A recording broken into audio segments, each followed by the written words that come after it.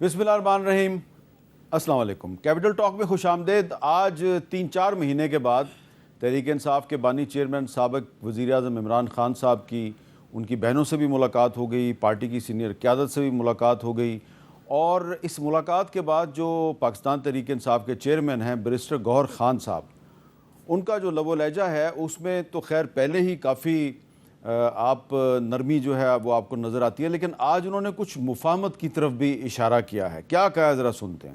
مفاہمت ہونے چاہیے، چیزیں کول ڈاؤن ہونے چاہیے، یہ دوریاں ختم ہونی چاہیے۔ اگر آپ کی یہی کنوکشنیں ہو، آپ کی یہی نااہلیاں کر رہے ہو، آپ کی یہی گرفتاریاں ہو، یہیں سے آپ ملاقاتیں بند ہو، عدالتوں کے حکم پہ عمل درآمد رہو، عدالت آپ کو کہے کہ ملاقاتیں کراؤ، فیملی کی بھی کراؤ، وکلاء کی بھی کراؤ، میری ریکویسٹ ہے کہ یہ آپ کریں تاکہ یہ پولرائزیشن ختم ہو، یہ دوریاں ختم ہو، یہ سختیاں ختم ہو، یہ تفش کم ہو۔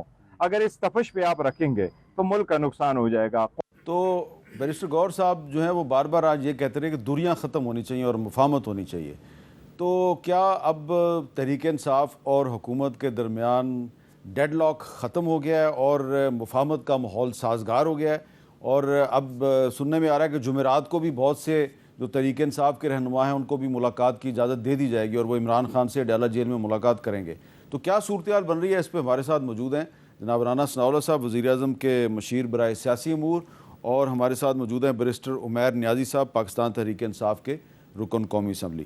تو رانا ثناءاللہ صاحب، یہ 4 مہینے کے بعد ملاقات ہوئی ہے، تو آپ کیونکہ پنجاب مسلم لیگ نون کے صدر بھی ہیں، تو پنجاب حکومت چاہتی تو پہلے بھی ملاقات کی اجازت دے سکتی تھی، لیکن آج ملاقات کی اجازت دی گئی ہے، کوئی اس کی خاص وجہ ہے؟ بہرحال اس کی خاص وجہ کے متعلق تو میری کوئی انفارمیشن نہیں ہے، لیکن میں سمجھتا ہوں کہ ملاقات ہونی چاہیے، اور جو بھی بندہ کانوکٹ ہو یا حوالات میں بند ہو، انڈر ٹرائل ہو، تو یہ ملاقات کا معاملہ ہم بھی ان مراحل سے گزرے ہیں، تو اس میں کسی قسم کی بھی رکاوٹ یا کسی قسم کی جو ہے وہ مشکل نہیں ہونی چاہیے۔ یہ جو مشکلات رہی ہیں اس بارے میں میں بھی اپنے طور پہ استفسار کرتا رہا ہوں، تو بہرحال جیل حکام کا موقف جو ہے وہ بالکل مختلف ہے، پی ٹی آئی کا موقف جو ہے وہ ادروائز ہے، لیکن بہرحال جو گفتگو آج گوہر خان صاحب نے کی ہے، تو میں سمجھتا ہوں کہ اس طرف انہیں مزید جو ہے وہ پیش رفت کرنی چاہیے، اور جو انہوں نے بات کی ہے کہ جی دوریاں ختم ہونی چاہیے، تو مجھے نہیں معلوم کہ انہوں نے دوریاں کس طرف ختم کرنے کی بات کی ہے، لیکن انہیں چاہیے کہ وہ دوریاں جو ہیں وہ حکومت کے ساتھ بھی ختم کریں، اور پارلیمنٹ میں 2 مرتبہ جو ہے وہ وزیر اعظم چل کے گئے ہیں اپوزیشن کے سیٹوں پہ، تو انہیں بھی چاہیے کہ وہ بھی 2 قدم چلیں اور اسپیکر چیمبر میں بیٹھیں، اور وزیر اعظم کی جو انہیں آفر ہے کہ ہمیں بیٹھنا چاہیے، ہمیں گفتگو کرنی چاہیے، اور جو بھی ایشوز ہیں اس ملک کے وہ پارلیمنٹ سے متعلقہ ہے، حکومت سے متعلقہ ہے، اکانومی سے متعلقہ ہے، یا دیگر معاملات ہیں، ان کے اوپر بات ہونی چاہیے۔ اچھا جی، بیرسٹر عمیر نیازی صاحب، آپ کا کیا خیال ہے کہ جو گوہر خان صاحب نے عمران خان صاحب کے ساتھ ملاقات کے بعد جو گفتگو کی ہے، تو اس کے بعد کوئی امید کی جا سکتی ہے کہ تحریک انصاف اور حکومت کے درمیان اب مذاکرات کا سلسلہ دوبارہ شروع ہو سکتا ہے؟ بسم اللہ الرحمن الرحیم۔ دیکھیں، بیرسٹر گوہر صاحب ہمیشہ ہی پازیٹیو آدمی ہیں، پازیٹیوٹی کو ساتھ لے کے چلتے ہیں، اور اس میں میں سمجھتا ہوں کہ ان کا آپٹیمزم زیادہ ہے اس بات میں، کیونکہ ڈیالہ کے اندر سے جو آج جس طرح کے پیغامات آئے ہیں، اگر آپ ان سے لنک کریں کہ خان صاحب کی واضح ہدایت آئی ہے کہ قائمہ کمیٹیوں کو چھوڑ دیں، اور یہ چیزیں مجھے تو کسی اور طرف جاتی ہوئی نظر آ رہی ہیں، مجھے تو سمجھ آ رہی ہے کہ جس طرح سے پشاور میں جلسہ، تو یہ چیزیں بہت جلدی فائنل کاؤنٹ ڈاؤن کی طرف موو ہوں گی، تو میں مڈ وے تو مجھے تو نہیں نظر آتا، اللہ کرے کہ بیرسٹر گوہر صاحب جس طرح سے سوچ رہے ہیں اسی طرح سے ہو، مگر خان صاحب کے جو جذبات ہیں میں نہیں سمجھتا کہ ان کا پیغام پوری طرح سے ان جذبات کی عکاسی کرتا ہے۔ اچھا، تو آپ نے وہ جو قائمہ کمیٹیوں سے استعفوں والی بات کی ہے، تو وہ پیغام علیمہ خان صاحبہ نے دیا، ذرا وہ سن لیتے ہیں وہ کیا پیغام ہے۔ ابھی اناؤنس کیا عمران خان نے جتنی کمیٹیز ہیں نیشنل اسمبلی کی اس سے پی ٹی آئی مستعفی ہو جائے. پی ٹی آئی فوری طور پہ ان کمیٹیوں سے ریزائن کر دے. ضمنی الیکشن کے لیے عمران خان نے اپنا رائے دی کہ ہمیں یہ الیکشن لیجیٹمائز نہیں کرنا چاہیے. عمران خان نے کہا آج پھر آپ ایک میٹنگ کریں گے, فیصلہ کر کے کل آپ میرے پاس لے کر آئیں, میں فائنل فیصلہ کروں گا.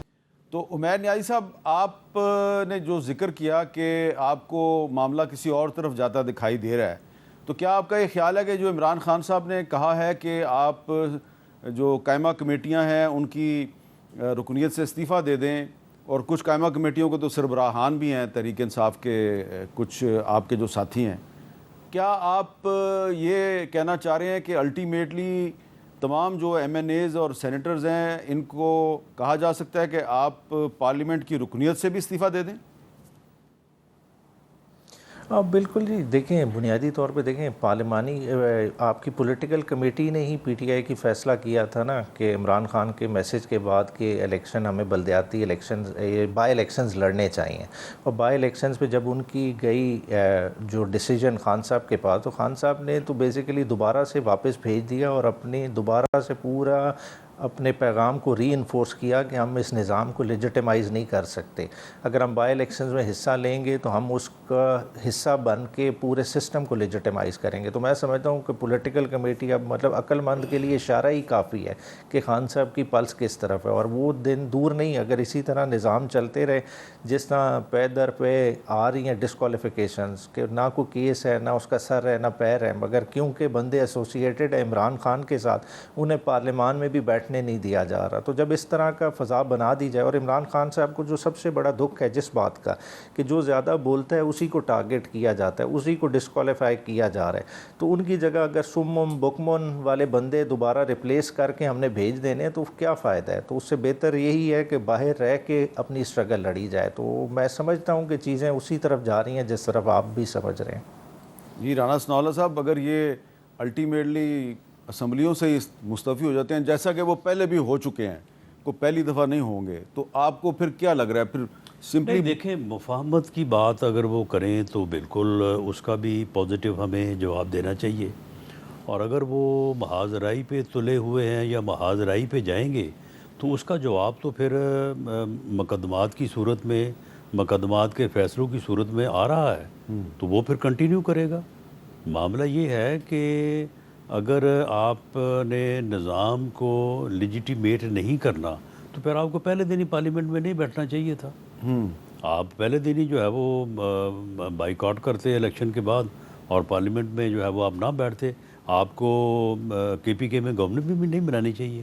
چھوڑیں, گورنمنٹ بھی چھوڑیں, پارلیمنٹ بھی چھوڑیں, اگر کمیٹیاں چھوڑنی ہے, اور صوبائی اسمبلیاں بھی چھوڑیں, اور اس کے بعد ٹھیک ہے پھر آپ جو جس طرح سے آپ یعنی جو آپ کی 25 مئی کو کبھی کوئی خواہش تھی, اس کے بعد پھر 24 اور 26 نومبر 2024 کو خواہش تھی, تو پھر ٹھیک ہے پھر وہ کر کے دیکھ لیں.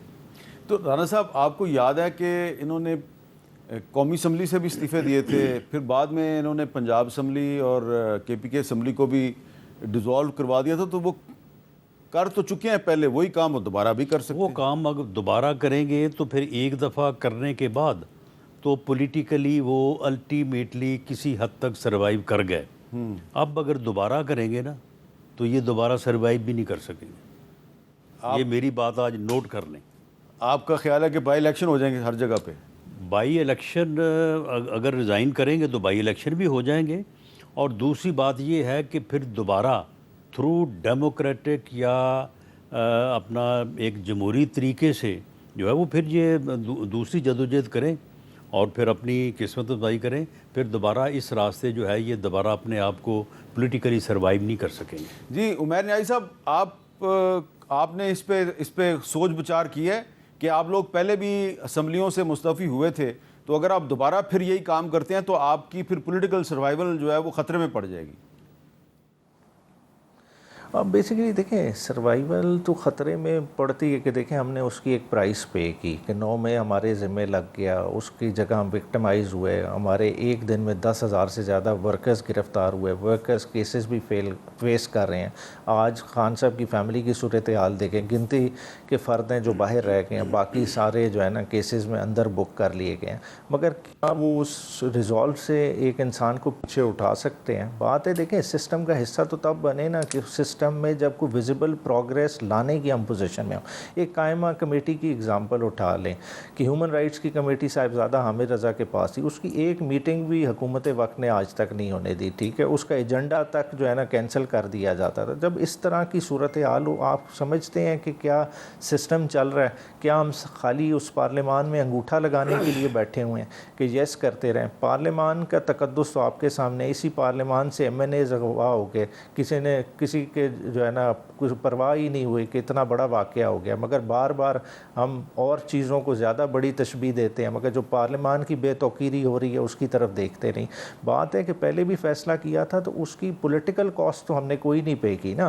8 فروری پھر بھی عمران خان کا ہی دن آج بھی گنا جاتا ہے، مطلب آپ کہہ لیں کہ وہ فیصلہ چلے بلنڈر ہوگا کسی کے زاویے سے کہ جی اپنی حکومتیں گرا لی، مگر الٹیمیٹلی عوام نے کس چیز کو رسپونڈ کیا؟ عوام نے عمران خان کے اس جرأت مندانہ فیصلے کو انڈورس کیا، اور میں سمجھتا ہوں کہ اس وقت جس پوائنٹ پہ ہمیں کھڑے ہیں یہ ڈیفائننگ مومنٹ ہے۔ دیکھیں PTI کی لیڈرشپ کو عمران خان کے پیچھے عمران خان کی سوچ کے ساتھ کھڑا ہونا پڑے گا، کیونکہ جو ورکرز ہیں، جو آپ کی پبلک ایٹ لارج ہے، وہ عمران خان کے ساتھ ہی کھڑی ہے، اور یہ واضح میسج پارٹی کیڈرز کو بھی، اور میں سمجھتا ہوں کہ یہ اب ہماری اپنی پولیٹیکل لیڈرشپ کی طرف سے بھی میسج اکراس دا بورڈ جانا چاہیے۔ لیکن عمیر نیازی صاحب یہ بتائیں نا کہ آپ کی گفتگو جو ہے اس سے مجھے تاثر مل رہا ہے کہ جو بیرسٹر گور خان صاحب نے بات کی ہے کہ جی مفاہمت ہونی چاہیے، دوریاں ختم ہونی چاہیے، ایسا لگ رہا ہے کہ آپ اس رائے سے اتفاق نہیں کرتے۔ تو اگر بیرسٹر گور صاحب بار بار یہ بات کر رہے ہیں تو اس کی کوئی نہ کوئی وجہ تو ہوگی۔ آپ یہ نہیں سمجھتے کہ اس پہ پارٹی کے اندر باقاعدہ ڈیبیٹ کی ضرورت ہے؟ نہیں بالکل، دیکھیں مفاہمت سے کوئی نہیں پیچھے ہٹ رہا، میں بھی اسی چیز کا داعی ہوں کہ مفاہمت ہونی چاہیے، مگر دیکھیں نا کہ کوئی میرے لیے آپ سپیس چھوڑیں گے تو مفاہمت کروں گا نا۔ مجھے آپ شاہریز خان کی اگزامپل لے لیں، شاہریز کو آپ نے جو ہے نا 9 مئی کے مشورے میں ڈالا ہے، کس طرح سے ڈالا ہے ساری دنیا کو پتہ ہے، وہ آج تک کسی کیس میں ہی نہیں تھا، ضمنیوں کو جو ہے نا انٹرپولیٹ کر کے آپ ایک نام ایڈ کر دیتے ہیں، تو آپ کیا مفاہمت کا رستہ چھوڑیں؟ مطلب جو آپ کو پسند نہیں آ رہا آپ اس کو کارنر لگانے کے لیے کسی حد تک جا سکتے ہیں۔ دیکھیں آج ایک ملاقات ہو گئی، یہ کوئی بڑی بات تو نہیں، یہ تو ایز آف رائٹ ہونی چاہیے تھی، 3 مہینے بعد ایک ملاقات ہوئی ہے۔ آگے آنے والا وقت شاید اس سے بھی سخت ہوگا، کیونکہ دیکھیں پشاور کا جلسہ عمران خان نے کیوں رکھا ہے؟ عمران خان نے کہا ہے کہ آپریشن کی سپیس نہیں دینی، کوئی ذرا برابر بھی میسیج نہیں دینا چاہیے کہ پولیٹیکلی طور پہ PTI کی کیا انڈر ہینڈ یا ابو بورڈ کسی طرح کی اس آپریشن کو انڈورسمنٹ ہے، تو خود ہی آپ دیکھ لیں۔ اچھا ایک سختیاں تو منٹ بڑھیں گی۔ عمیر نیازی صاحب، آپ یہ کہہ رہے ہیں کہ یہ جو آج عمران خان نے ہدایت کی ہے کہ پشاور میں جلسہ کیا جائے، یہ جلسہ دراصل خیبر پختونخوا میں جو ایک آپریشن کی تیاری ہو رہی ہے، یہ اس آپریشن کے خلاف جلسہ ہوگا؟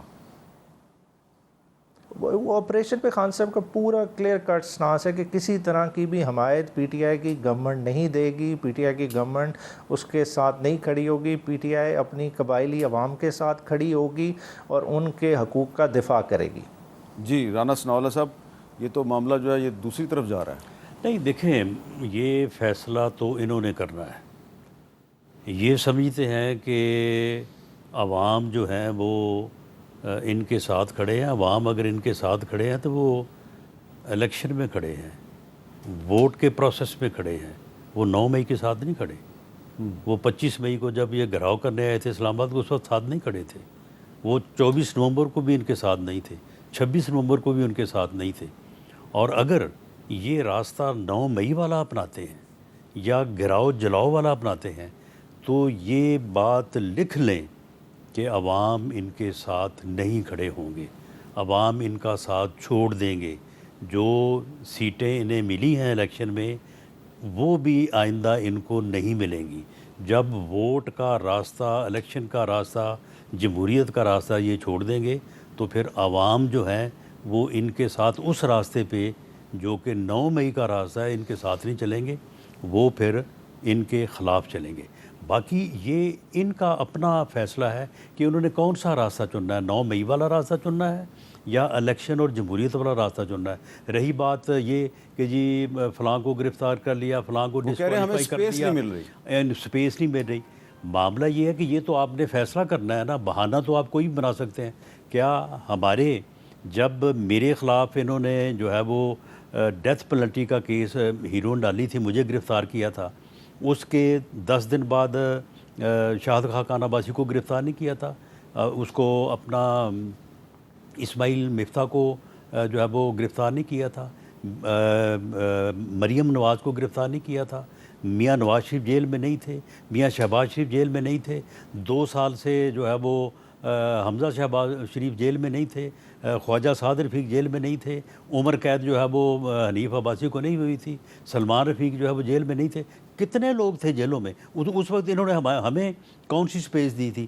لیکن اس کے باوجود پلوامہ کا واقعہ ہوا, ہم جا کے 1.5 گھنٹہ جو ہے ان کا انتظار کرتے رہے کہ جی آئیں بیٹھیں, ملک کے لیے قوم کے لیے ہم آپ کے ساتھ بات کرنے کو تیار ہیں. یہ تو فیصلہ کرنا ہے نا کہ آپ نے کس راستے پہ چلنا ہے. یہ فیصلہ کر لیں کہ انہوں نے 9 مئی کے راستے پہ ہی چلنا ہے, تو پھر یہ جو سزائیں ان کو ہوئی ہیں, یہ سزائیں آج اگر عوام کی نظر میں یہ سمجھتے ہیں کہ وہ جسٹیفائی نہیں, یہ عوام کی نظر میں بھی جسٹیفائی ہو جائیں گی. عدالتوں سے تو جسٹیفائی ہونا ہو رہا ہے, عوام کی نظر سے بھی ہو جائیں گی. تو یہ تو انہوں نے جو ہے وہ ایک طرف فتنہ, فساد, گراؤ, جلاؤ کا راستہ ہے, دوسری طرف جمہوریت, الیکشن, ووٹ کا راستہ ہے. یہ جس کا یہ انہوں نے انتخاب کرنا ہے یہ کر لیں. ویسے میں تو آپ کو پتہ ہے کہ پی ڈی ایم کے دور میں بھی میں یہ بات کہتا رہا ہوں کہ عمران خان صاحب جو ہیں وہ اس ملک کو کسی حادثے سے 2-4 کریں گے. انہوں نے 9 مئی کو اپنی پارٹی کو حادثے سے 2-4 کیا. اب ان کی اگر یہی کوشش ہے تو اب انشاءاللہ تعالی وہ اس طاقت میں نہیں ہے کہ وہ اس قوم کو حادثے سے 2-4 کریں. وہ اپنے آپ کو, اپنی جماعت کو ضرور کسی اور حادثے سے 2-4 کریں. اچھا بیرسٹر عمیر نیازی صاحب, ذرا تھوڑی سی آپ اس کی وضاحت کریں گے کہ آپ 9 مئی کے راستے پہ چلنا چاہتے ہیں یا آپ جمہوریت اور الیکشن کے راستے پہ چلنا چاہتے ہیں. اور پچھلے ہم نے دیکھا ہے کہ 5-6 مہینے میں عمران خان صاحب نے بہت سے فیصلے جو ہیں وہ اندر سے بھیجے پارٹی کو کہ جی آپ بجٹ منظور نہ کریں. صوبائی اسمبلی کو کہا بجٹ منظور نہ کریں, بجٹ پھر بھی منظور ہو گیا.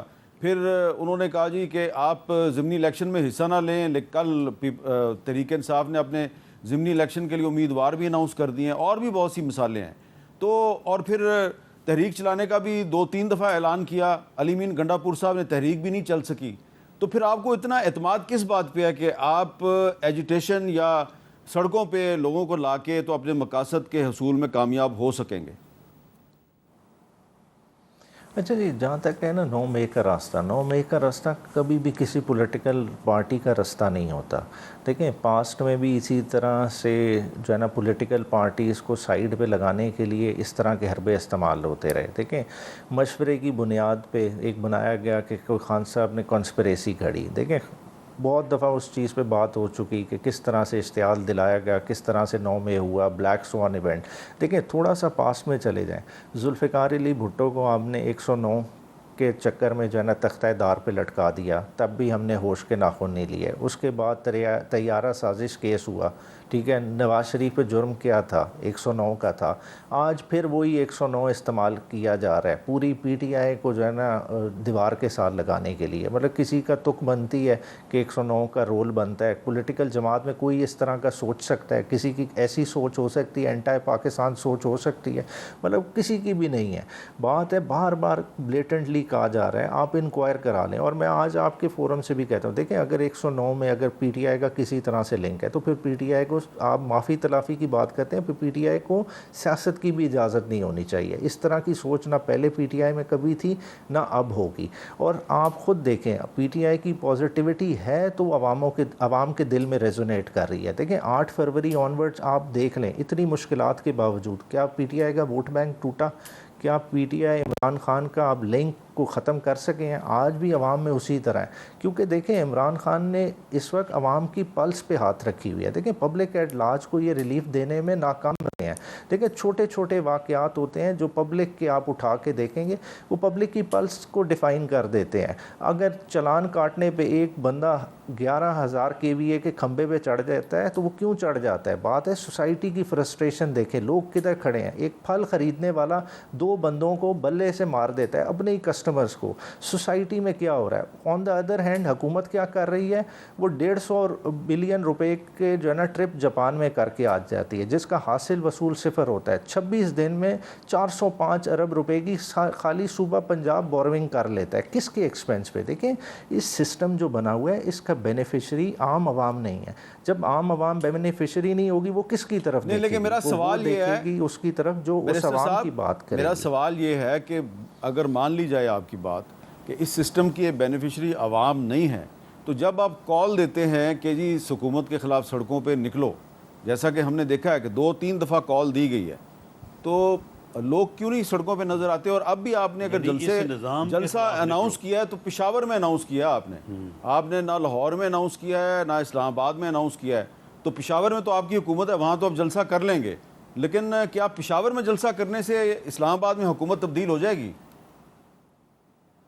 دیکھیں ابھی ایشو بھی تو آپریشن کا کس جگہ پہ ہے، آپریشن کا KPK میں، اور وہ آپ کی بات بالکل درست ہے کہ عوام جس طرح کے بڑے نعرے لگائے جائیں اس کی کراسپونڈنگ عوام بھی نظر آنی چاہیے. دیکھیں یہ ایک تحریک ہے اور یہ ببل کسی جگہ سے بھی برسٹ ہوگا. جس دن یہ برسٹ ہوگا کسی کو پتہ بھی نہیں چلے گا کہ لوگ کس طرح سے کدھر سے نکل آئے. دیکھیں جب یہ لوئرز موومنٹ والی مارچ شروع ہوئی تھی نا تو کسی کو بھی امید نہیں تھی کہ بندے کس طرح سے نکلیں گے. آپ GPO چوک آپ سارے خود کور کرتے رہے.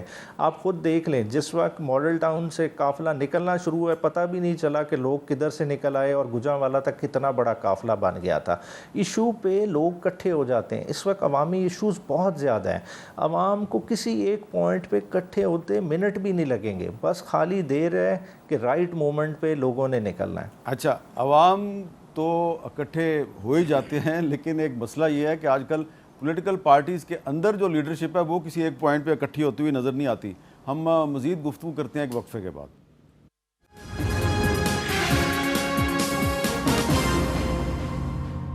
کیپٹل ٹاک میں دوبارہ خوش آمدید. رانا سنالا صاحب، یہ جو 9 مئی کے مقدمات میں جو سزائیں دی گئی ہیں تو تحریک انصاف کے بہت سے جو رہنما ہیں ان کا یہ موقف ہے جی کہ جس طریقے سے ہمیں سزائیں دی جا رہی ہیں ہماری سپیس ختم ہو گئی ہے. جیسا کہ قومی اسمبلی میں اپوزیشن لیڈر تھے عمر ایوب صاحب، سزا ہوئی ڈسکوالیفائی. سینٹ میں اپوزیشن لیڈر تھے شبلی فراز، سزا ہوئی ڈسکوالیفائی. تو اب عمران خان صاحب کہہ رہے ہیں جی کہ محمود خان اچکزئی کو بنائیں آپ اپوزیشن لیڈر قومی اسمبلی میں، کیونکہ اس پہ 9 مئی کا کوئی کیس نہیں ہے. تو اگر محمود خان اچکزئی صاحب اپوزیشن لیڈر بن جاتے ہیں تو اس پر بھی آپ اعتراض کریں گے؟ نہیں، ہمیں تو اعتراض نہیں ہوگا. جو لوگ اپوزیشن میں بیٹھے ہیں ممبرز، وہ جس کو بھی چاہیں اپنا لیڈر جو ہے وہ نامزد کر کے اسپیکر صاحب کو بھیج سکتے ہیں، لیکن یہ محمود خان اچکزئی صاحب کو لیڈر اپوزیشن لیڈر نہیں بنائیں گے. انہوں نے ایک دن اناؤنس کیا، اس کے بعد دوسرے دن اس کو واپس لے لیا. اچھا عمیر نیازی صاحب یہ بتائیں نا کہ یہ بھی ایک اور مثال ہے کہ عمران خان صاحب کہتے ہیں جی کہ محمود خان اچکزئی کو اپوزیشن لیڈر بنائیں، لیکن آپ کی جو پولیٹیکل کمیٹی ہے اس میں اختلاف رائے پیدا ہو جاتا ہے. ابھی تک وہ معاملہ جو ہے وہ لٹکا ہوا ہے. ویسے تو اس پہ اب ایک لیگل ایشو بھی آ گیا ہے کیونکہ پشاور ہائی کورٹ نے پروسیس جو ہے وہ روک دیا ہے عمر ایوب صاحب کے خلاف اور شبلی فراز صاحب کے خلاف. فرض کریں وہ پروسیس جو ہے وہ کمپلیٹ ہو جاتا ہے اور ڈسکوالیفیکیشن جو ہے وہ اپنے منطقی انجام کو پہنچ جاتی ہے، تو پھر تو اچکزئی صاحب کے بارے میں عمران خان صاحب کا ڈیسیژن فائنل ہے. آپ کو تو ان پہ اعتراض نہیں ہے یا آپ کو بھی ہے؟ نہیں، اس میں کسی کو بھی اعتراض نہیں ہے. خالی جو بھی اعتراض تھا کہ بھئی ایک پروسیس ہے، عمر ایوب صاحب ہمارے ساتھ چلے، ظاہری بات ہے، اور ان کی پکڑ بھی زیادہ تر بولنے کی وجہ سے ہوئی کہ اس ایز اپوزیشن لیڈر کچھ انہوں نے باتیں کی فلور آف دا ہاؤس پہ جس پہ ان کی پکڑ کی گئی اور اس کے بعد آپ نے دیکھا گیا کہ ان کو باہر نکال دیا گیا. تو اگر آج ہم اپنے دوست کو جس کے پاس ایک اسٹے آرڈر بھی ہے اس کے ساتھ نہیں کھڑے ہوتے تو یہ اس کے ساتھ زیادتی ہے.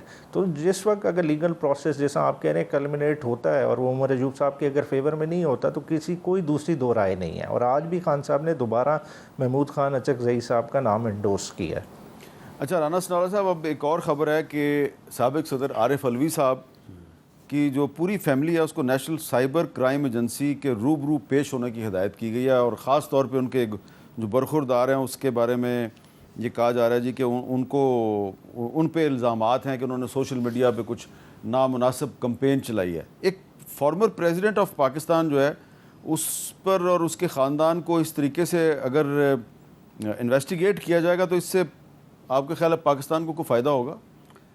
نہیں دیکھیں، اب اس میں میرے پاس کوئی فرسٹ ہینڈ انفارمیشن نہیں ہے کہ ان کے اوپر الزامات کیا ہیں، لیکن یہ بات سنی جاتی رہی ہے کہ جب عارف علوی صاحب امریکہ میں موجود تھے تو وہاں پہ ان کی سرگرمیاں جو تھیں وہ کافی حد تک ان کے متعلق جو ہے وہ شک و شبے کا اظہار کیا جاتا تھا جن لوگوں سے وہ ملتے رہے ہیں.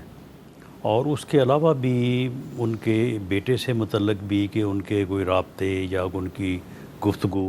تو معاملہ یہ ہے کہ اگر انہوں نے کسی ایسی ایکٹیویٹی میں حصہ لیا ہے تو پھر کیا وہ ان کے شایان شان تھی کہ وہ ایک سابق صدر ہو کے تو پھر اس قسم کی گفتگو اور اس قسم کی جو ہے وہ ایکٹیویٹیز میں جو ہے وہ شامل ہوں. اور اگر وہ ایسے شامل ہوئے ہیں تو پھر انہوں نے ایک فارمر پریزیڈنٹ کی فیملی کا جو سٹیٹس ہے اس کو انہوں نے وائلیٹ کیا ہے، اس کو انہوں نے ڈی گریڈ کیا ہے. تو اگر انہوں نے کیا ہے تو پھر اس کا جواب ان کو دینا پڑے گا. اس پہ بیرسٹر عمیر نیازی صاحب آپ کچھ کہیں گے کہ عارف علوی صاحب پہ جو الزامات ہیں اس میں کتنی صداقت ہے؟ دیکھیں انہوں نے باہر گئے ٹرپ پہ میڈیا انٹریکشن کیا. میڈیا انٹریکشن میں انہوں نے خان صاحب کی بات کی، موجودہ جو الیکشن جس طرح سے چھینا گیا ہے اس پہ بات کی. اگر اس کو ہم اس پیرائے میں لے جائیں تو دیکھیں یہ تو پھر بہت ہی جو ہے نا سختی برت رہے ہیں. دیکھیں میں رانا صاحب کو کرٹیسائز کر سکتا ہوں ایز اے پولیٹیکل پرسن، میرا مینڈیٹ ہے. یہ مجھے کرٹیسائز کر سکتے ہیں اگر میں اپنے جاب ٹھیک نہیں کر رہا. تو اتنی تو عدم برداشت ہونی چاہیے. اگر اس کو بھی ہم لے جائیں کہ پاکستان میں کوئی بول ہی نہیں سکتا، تالے لگے ہوئے ہیں، پیکا کے ذریعے میڈیا کو تو پہلے لگا دی، اب آپ کہیں کہ سیاستدان بھی نہ بولیں، اپنی پارٹیز کا ایجنڈا نہ کیری کریں، تو پھر خود دیکھیں ہم کس طرف لے جا رہے ہیں نظام کو. اچھا اب آپ بھی بات کر رہے تھے کہ جی پبلک کے بہت سے جو معاملات ہیں، مسائل ہیں، وہ نظر انداز ہو رہے ہیں. تو رانا صاحب ہم نے کل بھی ایک ایشو پہ بات کی تھی، بالکل لوگ بھی ہمیں بھی یہ کہتے ہیں جی کہ آپ صرف یہ جو حکومت اور اپوزیشن کی لڑائی ہے اسی پہ بات کرتے رہتے ہیں، ہمارے مسائل پہ بات نہیں کرتے. ہم نے کل بھی بات کی تھی اور آج پھر ہم ذرا وہ نوٹس جو ہم نے کل لیا تھا اس کو آج ہم پھر تھوڑا سا آپ کی خدمت میں پیش کریں کہ جو آٹا ہے اس کی قیمت میں کافی اضافہ ہو رہا ہے. اور کل تو ہم نے صرف بات کی تھی کہ اسلام آباد سے لے کے کراچی تک آٹا مہنگا ہو گیا. آج ہم مارکیٹ کی ایویڈنس آپ کی خدمت میں پیش کریں، ذرا دیکھیے. جڑواں شہروں راولپنڈی، اسلام آباد میں روزانہ کی بنیاد پر آٹے کی قیمت میں اضافہ جاری ہے. دکانداروں کے مطابق صرف ایک ہفتے میں 15 کلو آٹے کے بیگ کی قیمت 1050 سے بڑھ کر 1400 روپے تک جا پہنچی، جس پر شہری سراپائے احتجاج ہیں. غریب ایک آٹا کھا جاتا وہ بھی مہنگا ہو گیا، کسے فریاد لے کے جائیں ہم؟ اگر آٹا بھی چھین لیتے ہیں تو غریب آدمی کدھر جائے گا؟ چھوٹے چھوٹے جن کے بچے ہیں وہ کیا کھائیں گے؟ بھوکے مریں گے اور کیا کریں گے؟ روٹی کھانے کے لیے یہ سستا کر رہے ہیں، مہربانی ہے، غریب آدمی کو بہت مصیبت ہے. فلاور ڈیلرز ایسوسی ایشن کے مطابق پنجاب حکومت کی گندم کی ڈی ریگولیشن پالیسی سے کاشتکاروں نے گندم کے من مانے ریٹس مقرر کر رکھے ہیں. ایک من گندم کا ریٹ 2400 روپے سے بڑھا کر 3250 روپے کر دیا گیا ہے. سی ایم پنجاب سے خصوصی طور پہ ریکویسٹ کروں گا جو گندم مافیا ہے ان لوگوں پہ کنٹرول کریں اور اس طرح کا ایک نوٹیفیکیشن فوری طور پہ جاری کریں جس میں گندم کا ریٹ فکس ہو جائے. حکومت کے مطابق رواں برس گندم کی پیداوار سال 2025-26 کی ملکی ضروریات پوری کرنے کے لیے کافی ہے. تاہم ماہرین نے خدشہ ظاہر کیا ہے کہ آٹے کی بڑھتی قیمتوں کو فوراً لگام نہ دی گئی تو جلد بڑے بحران کا سامنا کرنا پڑ سکتا ہے. کیمرامین محمد اقبال کے ساتھ راشدہ شعیب، کیپٹل ٹاک، اسلام آباد. جی یہ تھی رپورٹ راشدہ شعیب کی. رانا صاحب یہ میں نے اس لیے اس کو تھوڑا سا ہائی لائٹ کیا ہے کہ یہ معاملہ خدا نخواستہ سیاسی بھی بن سکتا ہے.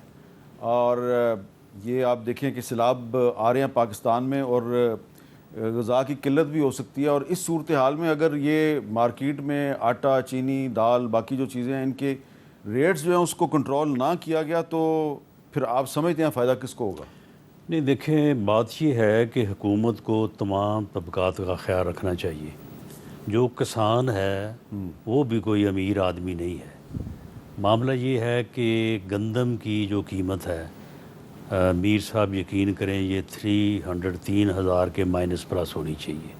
یہ 31-3200 ہو یا 28-2900, 2100-2200 میں کسان کو جو ہے وہ کچھ نہیں بچتا. بالکل ٹھیک ہے.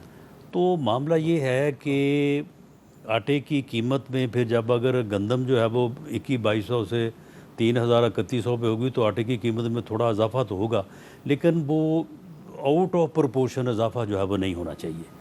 تو معاملہ یہ ہے کہ جہاں پہ غریب آدمی جو ہے اس کو آٹے کی مہنگائی جو ہے وہ اس کو جو ہے وہ اٹیک کرتی ہے یا اس کو گراں گزرتی ہے, تو کسان بھی غریب آدمی ہے.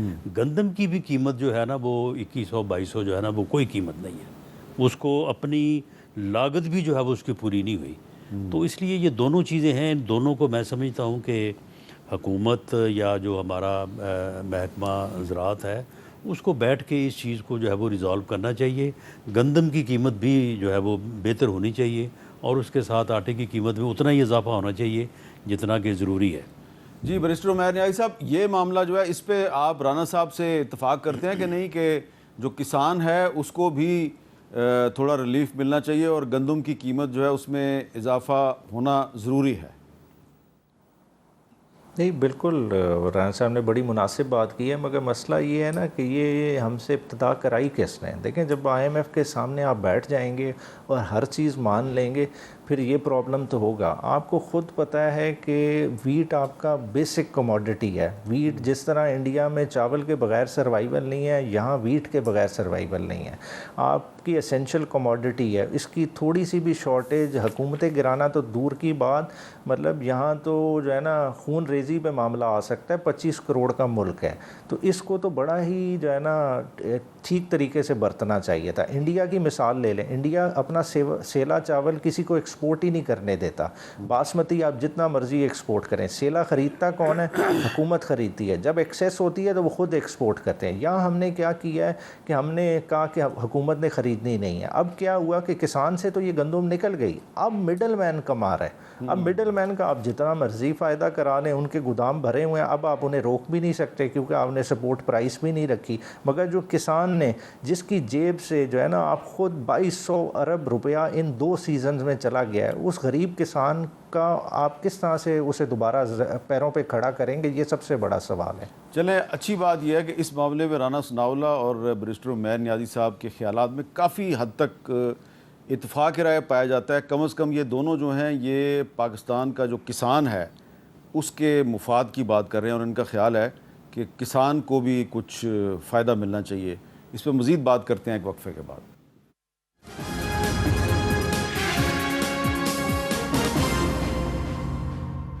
کیپٹل ٹاک میں خوش آمدید. رانا ثناءاللہ صاحب, یہ جو ہم وقفے سے پہلے بات کر رہے تھے کہ آٹا مہنگا ہو رہا ہے اور جو کسان ہے اس کو گندم کا مناسب ریٹ ملنا چاہیے, لیکن میں نے اشارہ کیا کہ یہ جو انڈیا جو ہے پانی چھوڑ رہا ہے آج کل دریاؤں میں, اور راوی میں, چناب میں, ستلج میں پانی جو ہے وہ بڑھتا جا رہا ہے اور فصلیں تباہ ہو رہی ہیں, تو کچھ عرصے کے بعد آپ کو خطرہ نظر نہیں آ رہا کہ اتنی بڑی تعداد میں ہماری فصلیں بھی تباہ ہو رہی ہیں تو غذائی قلت جو ہے اس کا بحران جو ہے وہ سامنے کھڑا نظر آ رہا ہے؟ دیکھیں یہ کلائمیٹ چینج کی وجہ سے یہ سارا ہو رہا ہے جس طرح سے ماہرین بتا رہے ہیں, اور یہ محسوس یا اندازہ یہ ہو رہا ہے کہ یہ اب ہر سال کا مسئلہ ہوگا. یہ اس سال جو پانی آیا ہے ہو سکتا ہے اگلے سال اس سے زیادہ یا کم از کم اتنا ضرور آئے. اس کا ایک ہی حل ہے کہ آپ جو ہے وہ ریزروائر بنائیں تاکہ جب پانی زیادہ ہو آپ اس کو روک لیں, محفوظ کر لیں, سیلاب سے بھی بچ جائیں گے, اور اس کے بعد جب ضرورت ہو تو اس پانی کو استعمال کریں. آپ پانی کی شارٹیج سے بھی تو پانی کے نئے ذخائر کی زیادہ ضرورت ہے یا نئے صوبے بنانے کی ہمیں زیادہ ضرورت ہے؟ جی میں سمجھتا ہوں کہ پانی کے ریزروائر بنانے کی زیادہ ضرورت ہے. ہمیں ستلج پہ بھی بنانا چاہیے اور اس کے بعد چناب پہ تو بہت زیادہ ضروری ہے. راوی کا بھی اس وقت جو صورت حال ہے اس کے اوپر بھی ہمیں جو ہے وہ ایسے ریزروائر بنانے چاہیے کہ سیلاب میں بھی کمی آ جائے اور اس کے بعد جو ہے وہ پانی کی شارٹیج جو ہے وہ قابو پایا جا سکے. جی عمیر نیازی صاحب، اس پہ آپ کا کیا خیال ہے اس معاملے پہ کہ ہمیں پانی کے نئے ذخائر جو ہیں یعنی کہ نئے ڈیم، چھوٹے ڈیم ان کی طرف توجہ دینی چاہیے، یا آج کل کچھ لوگ کہہ رہے ہیں جی اگر آپ کچھ 14-15 نئے صوبے بنا دیں تو بڑے مسئلے حل ہو جائیں گے؟ دیکھیں، صوبے کا تو خیر بنانے کا آئیڈیا اچھا ہے مگر اس کا ٹائم نہیں ہے. بات ہے کہ پارلیمان کی لیجیٹیمیسی نہ ہو، اس سے آپ اس طرح کی لیجسلیشن کرائیں گے اس کے مسئلے بنیں گے. اور دوسرا سب سے بڑا مسئلہ، آپ ابھی کیش سٹاپ ہیں، آپ کے پاس پیسے ہی نہیں ہیں. نئے صوبے بنائیں گے، ان کے سیکریٹریٹ کھڑے کرنے، بنیادی انفراسٹرکچر کھڑا کرنا، وہ وائبل ہی نہیں ہوگا. ابھی شارٹ ٹرم میجر یہی ہے کہ آپ اپنے ریزروائرز کو کھڑا کریں. عمران خان نے بھی اپنی گورنمنٹ میں ڈیکیڈز آف ڈیم کا پروجیکٹ دیا تھا. اگر وہ اسی کنٹینیوٹی سے رہتا تو آج ہم بہت بہتر پوزیشن میں ہوتے. آج کم از کم یہی کریں. دیکھیں چنیوٹ کے مقام پہ آپ کا ایک نیچرل پہاڑیاں موجود ہیں، آپ کو فوراً حکومت وقت کو ادھر جو ہے نا ڈیم اپنا بیراج بنانا چاہیے. جس طرح دریائے سندھ پہ کم از کم ایک آدھا اور بیراج بنائیں. خود دیکھیں کہ بلینز آف ڈالرز کا پانی ہم اس سیزن میں ضائع کر رہے ہیں، جو کہ ہمارا کوئی 29,000 ملین ایکڑ فیٹ پانی، 29 ملین ایکڑ فیٹ پانی ہر سال چلا جاتا ہے سمندر کی نظر، اور اس کی ویلیو کریں تو وہ $30 بلین بنتا ہے. تو جو ملک $30 بلین خالی سمندر برد کر رہا ہو تو خود دیکھیں کہ اس کی پرائرٹیز کیا ہیں. اچھا رانا صاحب، یہ بتائیں کہ آپ نے پچھلے دنوں ایک میڈیا ٹاک میں یہ جو نئے صوبوں کا معاملہ ہے اس کو ایک شوشہ قرار دیا ہے، اس کی کیا وجہ، کیوں آپ کے خیال میں شوشہ کیوں ہے؟ دیکھیں، اس میں جو صوبے بنانے کا عمل ہے اس میں ہم نے دیر کر دی ہے. اب صوبوں کی اپنی ایک شناخت جو ہے نا وہ بن چکی ہے، اور پنجاب میں ذرا یہ سوچ کم ہے، دوسرے صوبوں میں یہ بات جو ہے وہ بہت زیادہ جو ہے وہ قوت کے ساتھ سرایت کر گئی ہے. اب سندھ جو ہے، اب سندھ کو تقسیم کرنے پہ جب آپ جائیں گے تو وہاں پہ بڑا ایک جھگڑا ہوگا وہاں پہ. اسی طرح سے جو ہے وہ بلوچستان اور KPK میں بھی یہ آسان نہیں ہوگا. تو اس لیے یہ بالکل عمیر نیازی صاحب نے بات درست کیا کہ یہ وقت بھی نہیں ہے. اور دوسرا یہ ہے کہ میری یہ رائے ہے کہ ہمیں بلدیاتی نظام کو مضبوط کرنا چاہیے، اور بلدیاتی نظام کو اتنا مضبوط کر دینا چاہیے کہ ڈسٹرکٹ اور ڈویژن لیول کے اوپر لوگوں کے مسئلے حل ہوں. اب معاملہ تو یہ ہے نا کہ صوبے بڑے ہیں اور لوگوں کے جو ہے وہ مسائل جو ہے وہ روزمرہ کے معاملات کے لیے جو ہے وہ ان کو صوبائی دارالحکومتوں میں آنا پڑتا ہے. تو آپ بلدیاتی نظام دیں، ایک بڑا مربوط اور منظم نظام دیں، اور ڈسٹرکٹ اور ڈویژن لیول کے اوپر جو ہے وہ عام اگر ملتان کا جو میئر ہے یا ملتان کی جو بلدیہ ہے اس کو آپ بااختیار کر دیں، بہاولپور کو بااختیار کر دیں، حیدرآباد، سکھر، اسی طرح آپ صوبوں کی ڈیمانڈ ہی نہیں رہے گی، ہے نا؟ بالکل. عمیر نیازی صاحب، آپ کا کیا خیال ہے اس بارے میں؟ دیکھیں جہاں صاحب نے جیسا پن پوائنٹ کیا، دیکھیں لوکل گورنمنٹ تو بیک بون ہے، مگر بات یہ ہے کہ ہم سیاستدان اپنی لالچ میں وہ اختیار چھوڑتے نہیں ہیں. اگر آج ہم لالچ وہ چھوڑ دیں، ہم یہ اختیار نیچے دے دیں، نہ صرف بہتر طرح سے ضلع مینیج ہوں گے، ہماری ریونیو کلیکشن بہت زیادہ بڑھ جائے گی، اور ساتھ ہی ساتھ جو سیاستدان بار بار زیر عتاب آتے ہیں وہ بھی نہیں آئیں گے. بات ہے ہماری ریلیونس تھوڑی کم ہوگی جب لیجسلیٹر کو دیکھا جائے گا کہ اس کا کام لیجسلیشن ہے، اس کا کام سڑکیں بنانا نہیں ہے، تو بہت سارے مسائل سے بچ جائے گا سیاستدان بھی. واہ، دیکھیں جی، میں ناظرین آپ نے ایک چیز نوٹس کی ہے کہ جب ہم عوامی مسائل پہ بات کرتے ہیں تو رانا ثناء اللہ اور عمیر نیازی صاحب کے جو خیالات ہیں اس میں آپ کو 90% سے بھی زیادہ آپ کو یکسانیت نظر آتی ہے، اتفاق رائے نظر آتا ہے. لیکن جب ہم بات صرف ان کے سیاسی اختلاف کی کریں گے تو ظاہری بات ہے وہ اپنی اپنی پوزیشن پہ ڈٹے رہیں گے. تو میں آخر میں آج ایک شخصیت جو ہے بہت تحریک پاکستان میں ان کا کردار تھا، ان کا ذکر کرنا چاہتا ہوں. ان کا نام تھا اکبر بگٹی، جو بلوچستان کے سابق گورنر بھی تھے اور وزیر اعلیٰ بھی تھے اور قائد اعظم محمد علی جناح کے ساتھ تحریک پاکستان میں شامل تھے، اور سیاست کا آغاز انہوں نے قائد اعظم کی مسلم لیگ سے کیا تھا. لیکن آج اکبر بگٹی صاحب جو ہیں وہ کس چیز کی علامت ہے وہ مجھے بتانے کی ضرورت نہیں ہے. تو بتانا صرف یہ ہے کہ یہ جو پولیٹیکل وکٹمائزیشن ہوتی ہے، جو سیاستدان جو ہیں ان کو جب آپ وکٹمائز کرتے ہیں، جیلوں میں ڈالتے ہیں، تو پھر جو صورتحال بنتی ہے وہ یہی ہے کہ اکبر بگٹی صاحب کی جو شہادت ہے، ان کی جو موت ہے، وہ آج بھی اتنے سال گزرنے کے بعد ریاست کے لیے ایک مسئلہ بنی ہوئی ہے. اجازت دیجیے. اللہ حافظ.